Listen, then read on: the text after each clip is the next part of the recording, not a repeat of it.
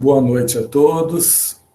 É com muita alegria que voltamos aqui para conversar mais um pouquinho sobre a Revista Espírita. Hoje estaremos vendo o segundo trimestre do ano de 1861.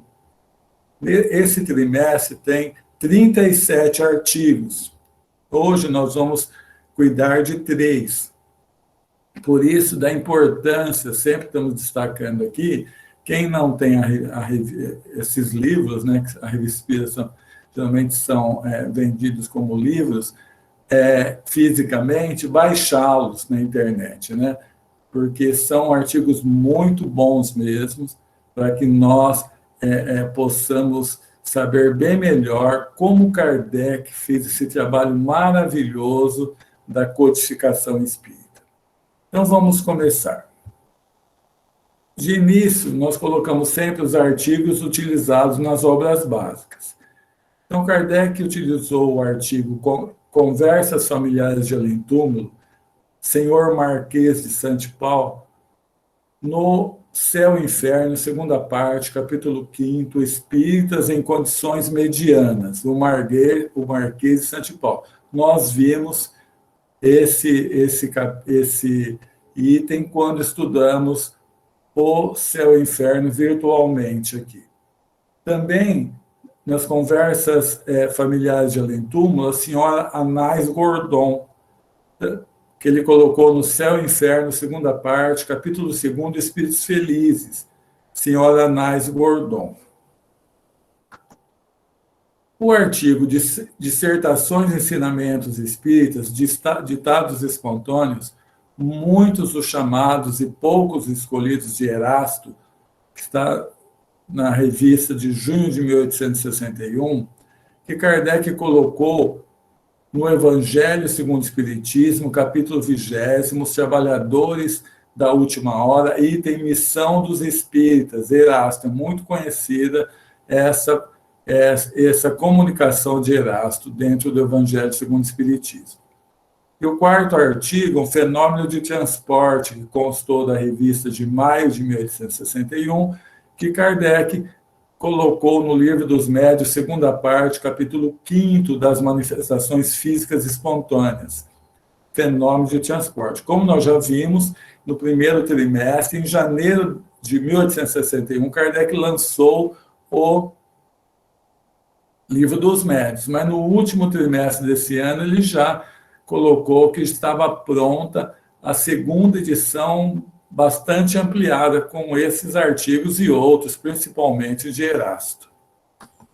Então, nós vamos ver no primeiro artigo de hoje, chamado Schenning, Discurso sobre a Vida Futura, o artigo de junho de 1861. Então, Kardec começa falando o seguinte: várias vezes reproduzimos nessa revista os ditados espontâneos do espírito de Schenning, que não desmente de nenhum modo a superioridade do seu caráter e de sua inteligência. Então, nós já vimos nos trimestres anteriores artigos de Schenning que Kardec colocou tanto na Revista Espírita, depois ele levou para o Livro dos Médiuns, no 31º capítulo de Dissertações Espíritas. Então, ele vai falar quem que foi Schenning. Então, William Ellery Schenning nasceu em 1780 em Newport, estado de Nova York. Seu avô, William Ellery, assinou a famosa Declaração da Independência. Schenning foi aluno do Colégio Harvard, destinado à profissão médica, mas os seus gostos e as suas aptidões levaram-no à carreira religiosa e, em 1803, tornou-se ministro da Capela Unitária de Boston. Depois, morou sempre na mesma cidade, professando a doutrina dos unitários. Esses unitários, eles têm a mesma concepção que tem os espíritos, ou seja, Deus é Deus, não é formado pela Santíssima Trindade, Pai, Filho e Espírito Santo, né? Então, eles também colocavam Deus como único, por isso chamam unitário. Então, seita protestante que conta numerosos adeptos na Inglaterra e na América. Fez-se notar por suas visões amplas e liberais, pela sua eloquência notável, suas obras, que são numerosas, e a profundidade de seus objetivos filosóficos. Conta no número dos homens mais marcantes dos Estados Unidos. Partidário declarado da paz e do progresso, pregou sem descanso contra a escravidão e travou contra essa instituição uma guerra muito acirrada. Seu nome foi autoridade entre os não-escravagistas. Morreu em Boston em 1822, com a idade de 62 anos. Nós sempre observamos nos livros espíritas que, nesta terra abençoada em que moramos, há um governador, desde a sua formação, que é Jesus. E que Jesus nunca deixou nenhum povo desamparado. Sempre ele enviou emissários para trazerem parte da sua doutrina de amor de acordo com o progresso que estava à Terra. Então, todas as religiões recebem esses emissários de Jesus. Então, por isso que brigar por religião é muita besteira de nossa parte, porque em tudo está a mão de Jesus cuidando de todos. E uma coisa que nunca vai acontecer é a hora que nós chegarmos ao plano espiritual, alguém nos perguntar qual religião tínhamos. Isso não importa. O que vai importar mesmo é o bem que nós já tínhamos condições de fazer, se fizemos ou não. Então, Kardec vem trazer um discurso de Schengen, enquanto vivo, enquanto pastor, que mostra como esse espírito tinha uma visão adiantada para o seu tempo. Isso daí é uma coisa assim, não muito comum, mas eu vi mais ou menos há uns 10 anos, tinha um programa de uma TV educativa do Rio de Janeiro, que tinha um programa espírita, domingo, acho que era das 7 às 8, depois acabou. E um dia foi levado um pastor da igreja presbiteriana, e ele acreditava na reencarnação, ele lia os livros espíritas, ele chegou a falar, eu vi a entrevista dele, ele chegou a falar que na visão dele, na opinião dele, Kardec teve muito mais importância do que o próprio Lutero. Mas falando depois com um amigo da igreja presbiteriana sobre ele falou assim, mas ele tem umas ideias muito estranhas, né? Então, é mais difícil, logicamente, uma pessoa que tem uma visão mais avançada de conseguir adeptos que pensem diferente. Então, vamos ver o discurso de Schengen. Aí tem a imagem de Schengen, que eu peguei na internet. Schengen, discurso sobre a vida futura. Logicamente, o discurso é muito mais amplo do que o que eu trouxe aqui. Eu trouxe mais ou menos um resumo, né? Ele é muito mais amplo. Então, ele falou o seguinte: para a massa dos homens, o céu é, quase sempre, um mundo de fantasia. Falta-lhe substância. A ideia de um mundo no qual existem seres sem corpos grosseiros, espíritos puros ou revestidos de corpos espirituais ou etéreos, parece-lhes uma pura ficção. O que não se pode ver nem tocar não lhe parece de nenhum modo real. E quanto é pouco racional imaginar que não há outros mundos senão esse, outro modo de existência mais elevada do que a nossa. Quem é aquele que, percorrendo com o olhar essa criação imensa, pode duvidar de que não haja seres superiores a nós, ou ver alguma coisa de insensata em conceber o espírito num estado menos circunscrito, menos entravado do que sobre a Terra? Em outras palavras, que há um mundo espiritual? Aqueles que nos deixaram por um outro mundo devem ter ainda um mais profundo interesse nesse. Seus laços com aqueles estão depurados, mas não dissolvidos. Por quê? A maior parte que professa essa ideia de que vai para o céu as pessoas, de que não tem mais ligação, principalmente os protestantes, hoje os evangélicos, chegando ao céu que eles não têm mais ligação nenhuma com as pessoas da terra. E muitos ainda pensam que eles perdem a noção da família, né? Porque um dia ainda perguntei para um pastor que eu acompanhava na televisão, e uma mãe no céu com um filho no inferno, como é que fica? Ele falou, não sei, mas um outro que estava assistindo falou, mas chegou no céu, não tem mais nada de família, né? Então tem alguns que têm essa concepção, por isso que ele falou que é muito errado pensar que a pessoa, depois que morreu, não tem ligação mais nenhuma com os membros que nós chamamos encarnados, né, ou vivos que ficaram aqui na Terra. Supor a vida terrestre apagada do espírito, isso seria destruir-lhe a utilidade, seria romper a relação entre os dois mundos. Não. É necessário que levemos o presente conosco, qualquer que seja o nosso futuro, feliz ou infeliz. Poder-se-ia perguntar se aqueles que são levados para o céu não se lembram com interesse daqueles que deixaram sobre a terra, mas ainda, se disso tem um conhecimento presente e imediato. Eu não sei a razão para crer que esse conhecimento não exista. Estamos habituados a olhar para o céu como longe de nós, mas nada nos prova. O céu é a união, a sociedade dos seres espirituais superiores. Esses seres não podem encher o universo, tornando assim o céu por toda parte? É provável que esses seres estejam circunscritos como nós por limitações materiais? Disse Milton, ele citou esse filósofo, né? Milhões de seres espirituais percorrem a Terra tão bem quando velamos, quanto quando dormimos. Ou seja, ele falou assim, são milhões de seres espirituais que estão em contato conosco durante a vigília, durante o período que estamos acordados ou quando estamos dormindo. Um sentido novo, um novo olho, poderia nos mostrar que o mundo espiritual nos cerca de todos os lados. Não está plenamente de acordo com o nosso conhecimento da natureza supor que aqueles que estão no céu, qualquer que seja o lugar de sua residência, possam possuir sentidos e órgãos espirituais por meio dos quais possam ver o que está distante tão facilmente quanto distinguimos o que está próximo? Nossos amigos que nos deixam por esse outro mundo não se encontram de nenhum modo no meio de desconhecidos.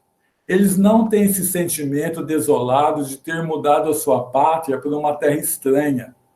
As mais ternas palavras da amizade humana não se aproximam dos acentos de felicitação que os esperam a sua chegada nessa morada. Então ele está falando o seguinte, olha, o mundo espiritual está em contato direto conosco, e quando alguém morre, ele vai ser recebido pelos seus entes queridos que já foram antes. Isso é a tradução do que ele está falando. As afeições mais íntimas da Terra, tão frias comparada dos espíritos, de que maneira eles se comunicam? Em que língua e por meio de quais órgãos? Ele fala, nós o ignoramos. Mas sabemos que o espírito, progredindo, olha, deve adquirir maior facilidade para transmitir seu pensamento. Outra coisa que ele tinha certeza, acreditava, que após a morte continuava o progresso. Pode ver, ele fala assim, mas sabemos que o espírito progredindo, naquela visão de que morreu, já está com a sorte definida, não há progresso. Então ele sabia que não era assim. Lá como aqui, há inteligências de diversos graus, e os espíritos, os mais elevados, encontram a felicidade e o progresso em elevar os mais atrasados. Olha que importância. Então, não é que porque a pessoa estava atrasada aqui na Terra, chegou mal no plano espiritual, já vai para a pena eterna do inferno. Não. Os espíritos superiores estão lá para cuidar desses. Isso que ele está falando. Lá o trabalho de educação, começado nesse mundo, prossegue sempre, é coisa importante. E uma filosofia mais divina do que a ensinada entre nós, revela ao espírito a sua essência própria, excita-o a esforços alegres para a sua própria perfeição. O céu está em relação com outros mundos. Seus habitantes são os mensageiros de Deus em toda a criação. Eles têm grandes missões a cumprir, e para o progresso de sua existência sem fim, pode a ele ser confiado o cuidado de outros mundos. Então, a gente percebe, não é à toa que ele começou a trazer comunicações espontâneas a Kardec. Se tratava de um espírito muito elevado, que veio em missão dentro de uma igreja protestante, como em todas as igrejas, né? Você vê a igreja católica, protestante, budista, as igrejas que seguem Maomé, todas têm espíritos bastante elevados com essa missão de trabalhar nessa igreja. Nós vemos muito isso no livro Obreiros da Vida Eterna, aquele menino que vai orar para Deus para que a avó não morra, que já estava no momento que ela ia se encarnar, e até foi prorrogado o período dela, para que não afetasse a gestação da mãe dele, porque haveria ali uma menina que seria sua irmã, que iria ajudá-lo muito numa tarefa dentro da igreja evangélica que ele ia trabalhar. Então, é muito normal e natural isso. E é bom a gente saber que não tem diferença entre uma pessoa que professa essa ou aquela religião. Então, Kardec, depois disso, escreve na Revista Espírita: esse discurso foi pronunciado em 1834. Nessa época, não havia ainda, de nenhum modo, questão na América das manifestações dos espíritos. As irmãs Sócrates não estavam sendo discutidas lá nos Estados Unidos ainda. Schengen, pois, delas não tinha conhecimento. De outro modo, teria afirmado que, em outros pontos, colocou como hipótese. Mas não é notável ver esse homem pressentir com tanta justeza o que deveria ser revelado alguns anos mais tarde? Porque, com poucas exceções, Kardec fala, a sua descrição da vida futura com ela concorda perfeitamente. Não lhe falta, senão, a desencarnação. Desencarnação não, acho que eu digo a reencarnação, eu acabei digitando errado. E ainda, examinando-o de perto, vê-se que ele a costeia, como costeia as manifestações sobre as quais se cala, porque não as conhecia. Pode ser que ele tivesse essa certeza da reencarnação, mas se ele levasse dentro da igreja, pode ser que a consequência do discurso dele seria muito revolucionária ali para ele naquele momento. Então, ele falou de uma coisa muito importante sem falar da reencarnação. Com efeito, Kardec continua: admite o mundo invisível ao redor de nós, no meio de nós, cheio de solicitude por nós, nos ajudando a progredir. Daí as comunicações diretas não há senão um passo. Admite no mundo celeste não a contemplação perpétua, mas a atividade e o progresso. Admite a pluralidade dos mundos corpóreos, mais ou menos avançados. Se tivesse dito que os espíritos podiam cumprir seu progresso passando por diversos mundos, era a reencarnação. Notemos que Milton, citado nesse discurso, emitiu sobre o mundo invisível ambiente uma opinião conforme a de Schengen, que é também dos espíritas modernos. É que Milton, como Schengen, como tantos outros homens eminentes, eram espíritas por intuição, ou seja, nem tinha surgido o espiritismo, mas eles já tinham dentro de si a convicção que eles tinham no mundo espiritual do real que acontecia. Por isso, não cessamos de dizer que o espiritismo não é uma invenção moderna, é de todos os tempos, porque houve almas em todos os tempos, e que em todos os tempos a massa de homens acreditou na alma. Também encontraram-se traços dessas ideias numa multidão de escritores antigos e modernos, sagrados e profanos. Essa intuição das ideias espíritas é de tal modo geral que vemos todos os dias uma multidão de pessoas que, ouvindo falar pela primeira vez dele, não se espantam. Não falta senão uma fórmula para a sua crença. Eu, por exemplo, fui católico até os 18 anos.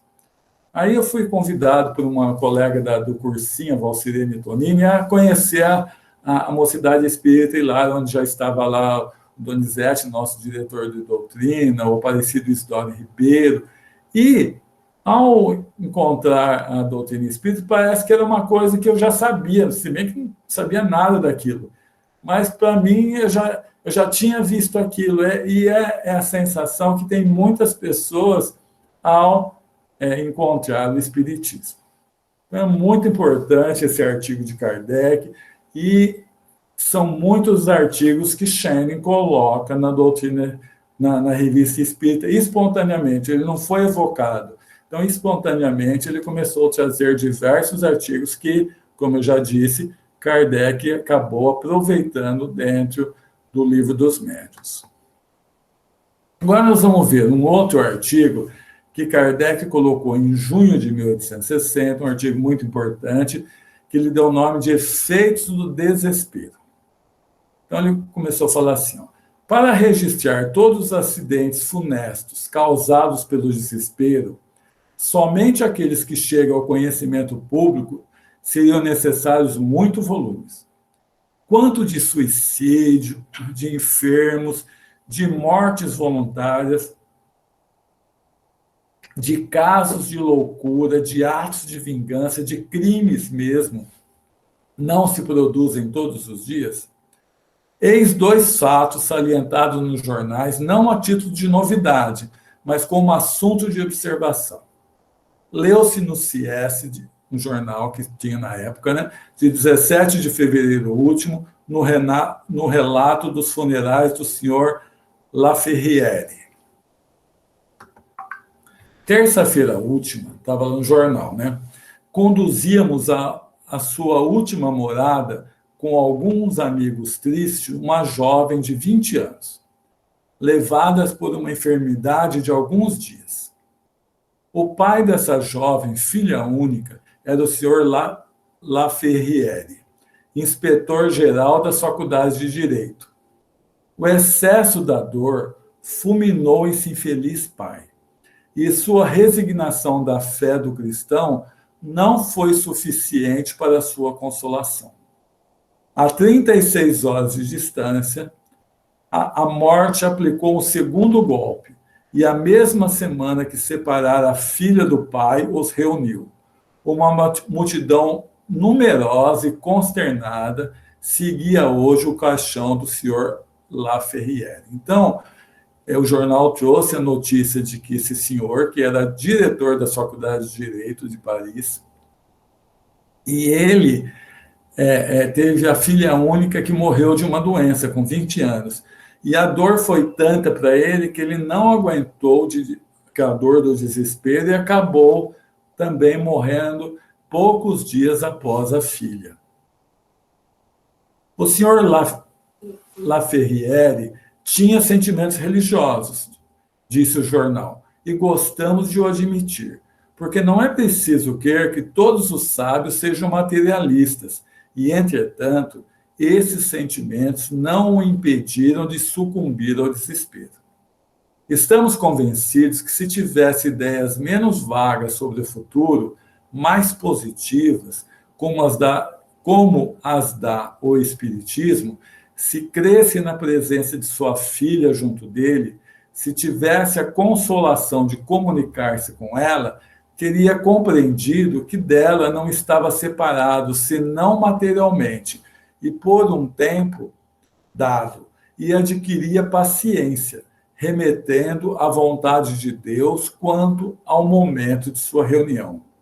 Acalmar-se-ia pela ideia de que mesmo seu desespero era uma causa de perturbação para a felicidade do objeto de sua afeição. Essas reflexões... Não, então vamos parar um pouquinho. Kardec falou o seguinte, olha, se ele conhecesse que a filha não estava morta, que a filha estava viva, né, que ele poderia, durante a noite, ser levado para conversar com a filha, que aquele desespero dele, de alguma forma, poderia afetar a sua filha no plano espiritual, ela podia sentir-se mal com aquele desespero, como nós já vimos muito no livro Céu e Inferno, na segunda parte, né? Que você ficar triste é normal quando perde um ente querido, mas o desespero, a revolta, acaba afetando esse ente querido para o lado de lá. Então, isso que ele está falando, se ele conhecesse o Espiritismo, ele poderia não passar por esse desespero. E, então, ele continuou de uma outra matéria publicada. Essas reflexões se aplicam ainda com mais razão ao fato seguinte, que se leu no mesmo jornal, né, Siècle, no dia 1 de março último. O senhor Leon L., com a idade de 25 anos, empresário de viaturas de ônibus de Villemomble a Paris, esposara há mais ou menos 2 anos uma jovem mulher que amava com paixão. O nascimento de um filho, hoje com a idade de 1 ano, veio fortalecer ainda a afeição dos esposos. E como seus negócios prosperavam, tudo parecia lhes pressagiar um longo futuro de felicidade. Há alguns meses, a senhora Ellie foi subitamente atingida por uma febre tifoide, e apesar dos cuidados mais assíduos, apesar de todos os recursos da ciência, ela sucumbiu em pouco tempo. A partir daí, o senhor L. caiu numa melancolia da qual nada podia distraí-lo, vindo a cometer suicídio por envenenamento. A morte desse jovem causou uma impressão na região, onde gozava de estima geral. Então, Kardec vai falar agora. O senhor L. acreditava sem dúvida na vida futura, uma vez que se matou para juntar-se à sua mulher. Se tivesse conhecido pelo Espiritismo a sorte dos suicidas, saberia que, longe de apressar o momento de sua reunião, era um meio infalível de distanciá-lo. A esses 2 fatos se opõe o seguinte, que mostra o império que pode ter as crenças espíritas sobre as resoluções daqueles que a possuem. Então, nesse aspecto, tem uma passagem que é bastante conhecida, que um dia uma pessoa foi cometer suicídio em Paris, e geralmente lá eles cometiam suicídio pulando de uma ponte. E no momento que ele foi pular da ponte, ele viu um livro ali. Aí ele pegou o livro e foi debaixo de um poste para ler. E lá era o livro dos Espíritos. Então estava escrito lá, olha, um dia eu estava pensando em tirar minha vida, mas eu li no livro dos Espíritos a realidade do mundo espiritual e eu desisti disso. Então, eu, como um fato de reconhecimento, de gratidão, eu vou colocar esse livro aqui para que, se um dia alguém tivesse nas mesmas condições que eu, não tirasse a própria vida. E esse homem, que viu o livro lá, leu, desistiu do suicídio, começou a ler o livro dos Espíritos e aí desistiu do suicídio, e ele trabalhava em confecção justamente de encadernação. Ele fez uma encadernação muito bonita do livro dos Espíritos e mandou para Kardec em agradecimento. Então, é por isso que Kardec fala, com razão, que o conhecimento espírita, eu já vi diversas pessoas falando isso, né, que não pensar em cometer suicídio em momentos bastante agudos na vida dele, onde estavam muitas vezes com uma depressão muito grande, por serem espíritas e conhecerem não só o problema da sorte dos suicidas, mas também de que as nossas dores ou foram por nós pedidas ou nós demos causa, e que Deus sempre vai nos mandar coisas boas. Então, que nós devemos ter resignação quando as dores chegarem. Aí a gente pode perguntar assim, mas por que há espíritas que se suicidam? Existem. Mas é o que acontece conosco em todas as áreas que não as do suicídio. Que nós ainda, muitas vezes, não introjetamos o conhecimento espírita em nossas vidas. Porque a primeira parte do espiritismo é a científica, né? Como é a existência no mundo espiritual. o que acontece no mundo espiritual. Então, esse conhecimento do mundo espiritual é a parte científica. Mas a parte filosófica, que é importante, muito importante em nossa vida, é o seguinte: o que nós aprendemos com a parte científica, o que muda isso em relação à minha vida? E tem que mudar muito, não é? Porque teria que mudar muito. Por quê? Porque esse conhecimento de muitas vidas, que Deus nos ama demais, que só manda coisa boa para nós, que um dia todos seremos espíritos puros, e bem antes disso, espíritos felizes, deveria fazer com que nós tivéssemos uma visão muito mais branda da vida, tivéssemos muito mais alegria da vida. Mas ainda temos dificuldades. Mas ainda assim, o número de pessoas que deixam de cometer suicídio por conhecerem a doutrina espírita é muito grande. Então, vamos continuar nesse artigo ainda. Então, Kardec fala o seguinte: um de nossos correspondentes nos transmite o que segue. Uma senhora de meu conhecimento perdera seu marido, cuja morte foi geralmente atribuída à falta do médico, ou seja, segundo o que a mulher entendia, houve um erro médico. A viúva concebeu contra esse último um tal ressentimento que ela o perseguia sem cessar com suas ameaças, dizendo-lhe por toda parte onde o encontrava: carrasco, não morrerá senão pela minha mão. Ao desespero. Essa senhora era muito piedosa e muito boa católica, mas foi em vão que se empregaram para acalmá-la os recursos da religião. Chegou ao ponto do médico crer dever dirigir-se à autoridade para sua própria segurança. O Espiritismo conta com numerosos adeptos na cidade habitada por essa senhora. Um de seus amigos, muito bom espírita, disse-lhe um dia: que pensaria se vos colocasse no estado de conversar com seu marido? Ela disse: disse ela, se eu soubesse que isso fosse possível, estaria segura de não tê-lo perdido para sempre. Consolar-me-ia e esperaria. Logo se lhe deu a prova. Seu marido veio ele mesmo dar-lhe conselhos e consolações. E pela sua linguagem, não podia ter qualquer dúvida quanto à sua presença junto dela. Desde então, uma revolução completa se operou em seu espírito. A calma sucedeu ao desespero e suas ideias de vingança deram lugar à resignação. 8 dias depois, foi à casa do médico, muito pouco confortável com a sua visita, o médico ficou, né? Mas em lugar de ameaçá-lo, estendeu a mão dizendo: não temas, nada, Senhor. Venho vos pedir para perdoar o mal que vos fiz, involuntariamente. Foi meu marido, ele mesmo, quem me aconselhou a iniciativa que tomo nesse momento. Disse-me que não fosses em nada a causa de sua morte. E, aliás, tenho agora a certeza de que ele está junto de mim, que me vê e vela por mim, e que estaremos um dia reunidos. Assim, Senhor, não me odeie mais, como de minha parte não vos odeio mais.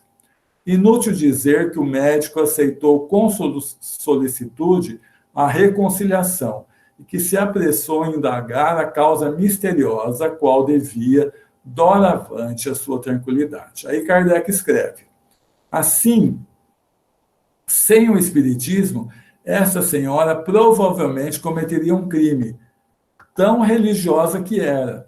Isso prova inutilidade da religião? Não, de modo algum. Somente a insuficiência das ideias que ela nos dá do futuro, que nos apresenta de tal modo vago que deixa em muito uma espécie de incerteza. Ao passo que o Espiritismo, fazendo, por assim dizer, tocar o dedo, faz nascer na alma uma confiança e uma segurança mais completa.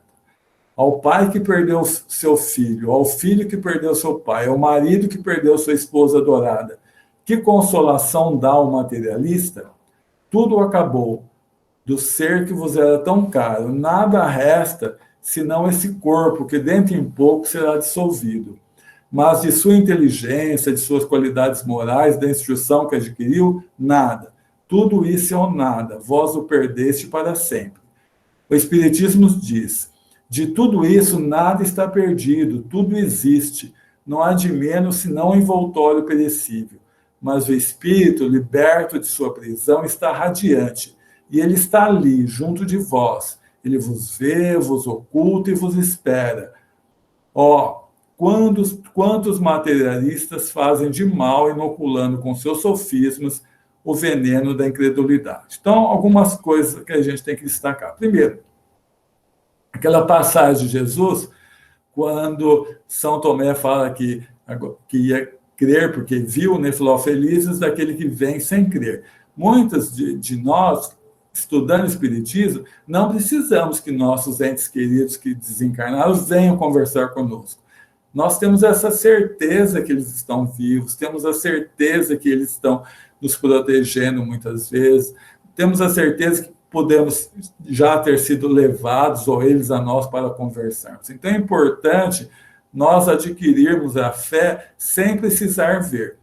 Essa questão do materialista é uma questão assim, se ele é materialista só para ele, muitas vezes ele o é, mas faz bem para todo mundo, ajuda todo mundo, mesmo tendo essa concepção de que vai acabar com a morte, então ele não vai chegar tão mal no plano espiritual. O problema é quando ele começa a propagar essa doutrina de que tudo acaba com a morte, porque ele pode chegar a pessoas que não têm uma fortaleza como ele mesmo pode ter. Então, a pessoa, no momento de desespero, tira a vida. As pessoas, no momento de qualquer contrariedade, pode cometer um assassinato, por exemplo, porque ele acha que tudo acaba com a morte. Então, é muito complicado nós propagarmos essa ideia materialista, porque a gente acaba sendo responsável por aqueles que assumirem essa ideia. Então, esse discurso... Eu vou deixa eu ver se dá tempo. Dá sim, não é muito. Eu coloquei um artigo aqui, A Prece de Fenelon. Fenelon é um espírito que tem muitas mensagens no Evangelho. Então, eu peguei essa que ele vem falar sobre a prece, que é uma mensagem que está colocada na Revista Espírita de julho de 1861, muito boa. Ele fala o seguinte: tempestade das paixões humanas, abafador dos bons sentimentos, do quais todos os espíritos encarnados têm, no fundo da consciência, uma vaga intuição, quem acalma a vossa fúria? Então ele fala o seguinte: nós temos muitas paixões que abafam os nossos bons sentimentos. Ele fala, quem que vai acalmar essa fúria das mais paixões? Ele responde, é a prece, que deve proteger os homens contra o fluxo desse oceano, cujo seio esconde os monstros horrendos do orgulho, da inveja, do ódio, da mentira, da impureza, do materialismo e das blasfêmias.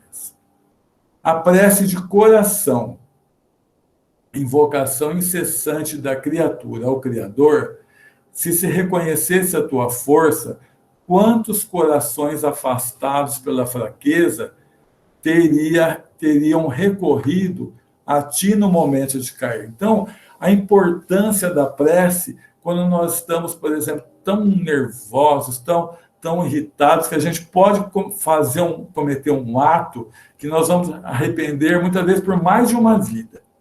Então, é momento de parar e orar, de coração, é o que ele está falando. No momento que a gente está sendo levado pelo egoísmo, pelo orgulho, vai brigar com alguém pelo orgulho, pare e ora primeiro. Tu és, ele continua falando, o precioso antídoto que cura as feridas, quase sempre mortais, que a matéria faz ao espírito, fazendo correr em suas veias o veneno de suas sensações brutais. Mas, quanto é restrito o número daqueles que oram bem? Credes que depois de terdes consagrado uma grande parte de vosso tempo, recitando fórmulas que aprendestes, ou a lê-la em vossos livros, tendes muito mérito de Deus? Desenganai-vos. A boa prece é aquela que parte do coração. Não é difuso, ou seja, não é que você fez a prece para tudo quanto é coisa. Não, é assim, ó, somente de tempos em tempos, não é que tudo, essa difusa assim, eu estou orando, mas não tem objetivo para a minha prece. Somente de tempos em tempos, ela deixa escapar em aspirações para Deus seu grito, ou de aflição ou de perdão, como para implorar-lhe virem em nosso socorro. E os bons espíritos a levam aos pés do Pai justo e eterno, e esse incenso é para ele de agradável odor. Então, ele está falando o seguinte, no momento de aflição mesmo, quando nós cometemos grandes erros, nós lembramos de pedir a Deus. Isso é importante nós fazermos, mas é importante também nós sempre passarmos a fazer a prece de coração, né? Pedirmos força para que Deus nos mostre o caminho, pedirmos força para que consigamos seguir naquele caminho, que os bons espíritos nos auxiliem, para que consigamos domar as nossas más tendências. Então, ele diz, ele os envia em multidões, os espíritos emissários de Deus, né, em multidões numerosas para fortificar aqueles que pedem muito contra o espírito do mal.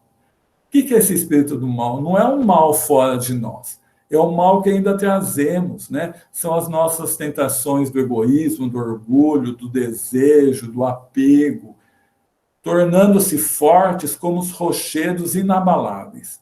Vem-se quebrar contra eles as vagas das paixões humanas, e como se alegram nessa luta que deves lhe encher de mérito. Constrói como Alcione seu ninho no meio das tempestades. Então, Alcione, tá ali, ó, é uma mitologia, uma ave fabulosa da mitologia, da qual se dizia fazer um ninho sobre um mar calmo, e que era considerada portadora de dias felizes. Então, ele está falando assim, ó, devem constrói como Alcione seu ninho no meio da tempestade. Então, a importância da oração, de agradecimento nos momentos que nós achamos que estamos seguindo bem na vida, como espíritos que somos, e de pedido a Deus de socorro nos momentos de aflição, e também nos momentos, principalmente nos momentos que estamos correndo o risco de cair nas nossas próprias tentações internas, como nós falamos do egoísmo, da vaidade, do orgulho, dos apegos, né, dos nossos prazeres, muitas vezes, que possam fazer com que nós vacilemos nessa vida. Então, eu queria terminar e abrir para que vocês possam fazer alguma contribuição, se vocês tiverem alguma dúvida, fiquem à vontade agora.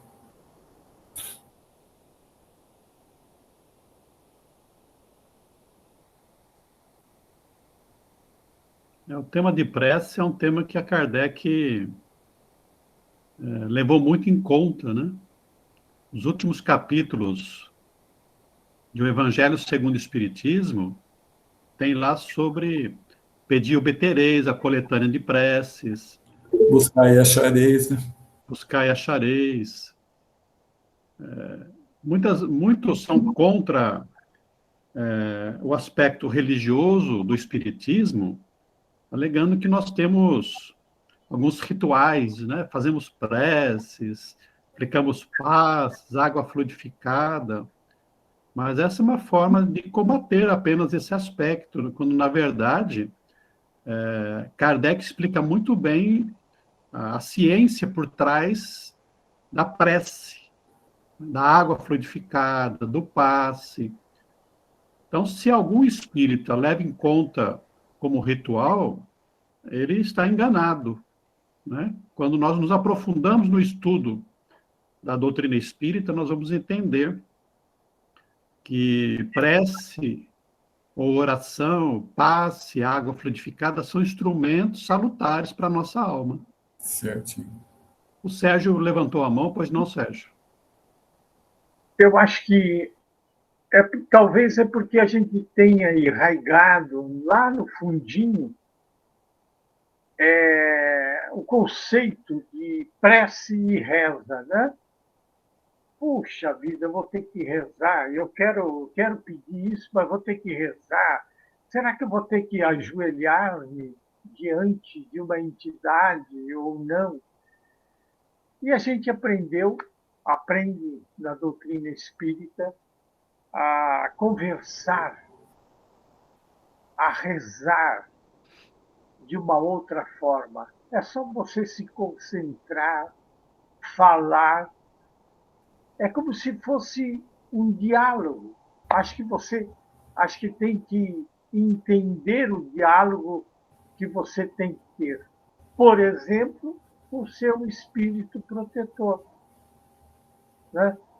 Se você adquirir o hábito de conversar com ele todos os dias, né? Rezar para que ele te ajude em alguma coisa, ou simplesmente uma prece para que ele continue junto com você a te proteger.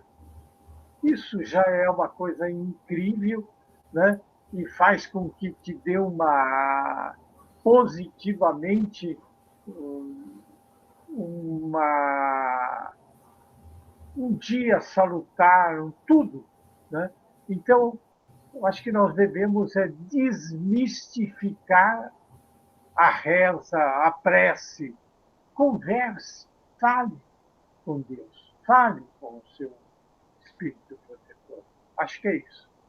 Isso é tão importante, Sérgio, porque em reuniões mediúnicas, muitas vezes a gente vai conversar com o espírito e a gente fala assim, ó, vamos fazer uma oração, e fala, eu não sei. Então, quando ele fala eu não sei, é porque ele está com essa visão que fazer a prece é uma oração decorada, que ele realmente não sabe. E muitas vezes, por causa de não saber, ele não faz com Deus. Então, colocar a prece, como você colocou mesmo, passando por nosso coração, conversando com Deus, mas fazendo que a gente faça com sentimento, que está acreditando naquilo, né? Que está acreditando na ajuda de Deus, é tudo. Obrigado, Sérgio. Eu, Edson, pois não. Aquilo que você falou sobre a prece difusa, né, e a prece específica, é importante. Eu me lembrei também agora sobre Kardec, quando ele levanta um questionamento, mas se Deus sabe tudo, Deus provê tudo, tem as suas leis, será que adianta nós pedirmos alguma coisa para Deus? Né? E ele vai considerar que o fato de existirem leis que regulam o universo não significa que Deus não possa atender, muitas vezes, os nossos pedidos. Isso. Né? Desde que os nossos pedidos não alterem aí o que não vai acontecer, né? Não vai alterar as leis universais. É igual, por exemplo, vou fazer uma viagem. Tem vários caminhos para chegar até aonde eu quero chegar. Então, eu posso escolher alguns caminhos e Deus, muitas vezes, atende os nossos pedidos. Isso mesmo. Desde que aquilo realmente, de alguma maneira, promova a nossa educação, o nosso crescimento espiritual. Antes de passar para o Sérgio, que levantou a mão, nesse exemplo que você deu mesmo da viagem, tem um médico de Belo Horizonte que eu gosto muito, é o Dr. Valdir. Ele fala que uma vez ele foi para uma viagem, ele pediu para Deus. E aconteceu um negócio muito chato, não lembro o que foi na viagem, mas aquele pedido para Deus deixou ele calmo para resolver. Então, muitas vezes a pessoa tem que passar por determinadas coisas, mas só de ter pedido para Deus vão mandar ajuda para você ficar mais forte para enfrentar aquele problema que muitas vezes você vai ter que passar mesmo, né?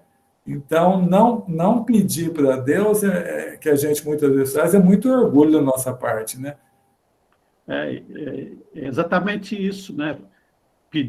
Orar para Deus, pedir para Deus, mostra um ato de humildade em relação a Deus. Eu estava lembrando aqui agora também, porque a gente pensa, quando nós oramos, A gente imagina que é que Deus que vai ouvir. Não é, na verdade, não é Deus que ouve. Né? Deus nos atende por intermédio dos espíritos bons. E aí, você falou da Alcione, né? Aí eu me lembrei do livro Renúncia, que a Alcione foi pedir, ela já era um espírito evoluído, ela foi pedir para o superior dela a autorização para reencarnar na Terra. É uma prece, né? O pedido dela é uma forma de prece. E aí ele ponderou, olha, mas você não precisa reencarnar para ajudar seus familiares. Muitos espíritos elevados que desceram à Terra para fazer o bem, fracassaram, erraram, tiveram que voltar para consertar. E ela insistiu, não, mas eu quero a saudade, quero ajudar meus familiares, estou em débito com eles. E aí ele autorizou, né? Embora sabendo que não era necessário, que ela não precisava reencarnar, ele atendeu a prece da Alcione e autorizou que ela reencarnasse. Isso mesmo. Sérgio. Uma parte você falou, mas eu quero dizer, o meu pensamento é o seguinte: toda vez que você ora, você pratica um ato de humildade. Intimamente, você está o quê? Pedindo. E pedir é um ato de humildade. Tá? Inevitavelmente, nas orações, você está sempre pedindo alguma coisa para você ou para outros. E é um ato de humildade isso. E o ato de humildade é a melhor oração que pode acontecer. E, inevitavelmente, a maioria das vezes, você é atendido. E quando você não é atendido, não se preocupe. O seu pedido não se esvaiu pelo espaço. Não. Simplesmente, esse pedido ecoa positivamente. Isso mesmo. E daquele primeiro artigo do Schenning, é importante a gente pensar assim, né? Que a grande maioria dos espíritas, e principalmente dos simpatizantes espíritas, né? Dos espíritas e simpatizantes, difícil um espírita que tem de família espírita que não seja espírita, mas tem muitos católicos simpatizantes espíritas. Já entre os evangélicos são menos. Mas a gente percebe, por exemplo, que Rossando, eu não sei se até o próprio Haroldo Dutra, Rossando é certeza, vieram da religião protestante. E eles trazem uma bagagem muito forte do conhecimento da Bíblia que eles têm, principalmente do Velho Testamento, que geralmente nós espíritos estudamos pouco, ou nem estudamos o Velho Testamento, né? Então, quando eles vêm, eles têm muito para contribuir com a gente. Então, é importante a gente sempre agradecer quando chega também para trabalhar conosco quem vem das igrejas evangélicas. Rodrigo, pois não. Edson. Pois não, Rodrigo. Quando a gente tem ou um ente querido, ou alguma pessoa que a gente gosta, vamos supor assim, ela está internada ou em fase terminal, a gente faz em prece, pedindo para que ela saia daquele momento. Enfim, você acha que isso daí é um ato de egoísmo da nossa parte? Ou a gente realmente tem que pedir com fé para que essa pessoa saia e o caso dela é meio irreversível? Não sei se eu fui claro nessa Não, eu sei o que você está falando.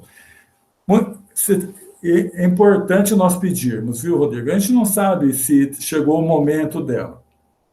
Então, a gente, se tiver um pouco mais de tranquilidade, a gente vai pedir, Senhor, dê o que for melhor para ela, né? Se for o momento dela se encarnar, que ela seja muito bem recebida no plano espiritual, mas se ela tiver condição ainda de viver mais um tempo, que a equipe espiritual possa levar para ela o melhor. Não é egoísmo, não, Rodrigo, a gente tem que pedir. É lógico que quando a gente pede para uma pessoa que não é um ente querido nosso, a nossa prece tem muito mais força, né? porque nós não temos nenhuma relação assim, de ganho pessoal na prece. Mas não é egoísmo, nós pedimos por nossos entes queridos, não.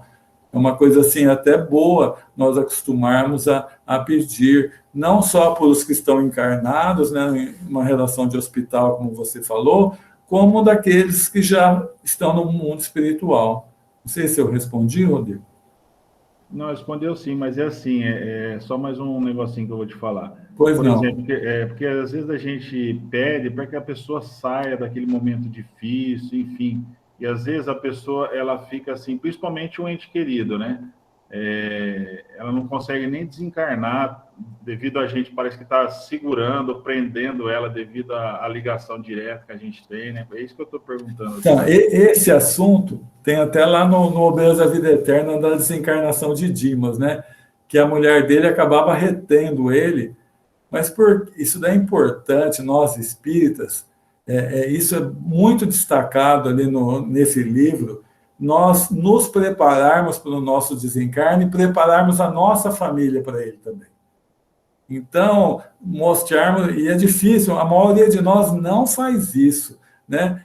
Então, mostrar quanto natural é esse fenômeno da morte, como é natural para que os nossos filhos e os nossos entes queridos, os cônjuges, por exemplo, passam a ver aquilo como uma coisa natural e que as orações passam a ser no sentido, olha, proteja ele, que se chegou a hora dele, que ele chegue bem no plano espiritual.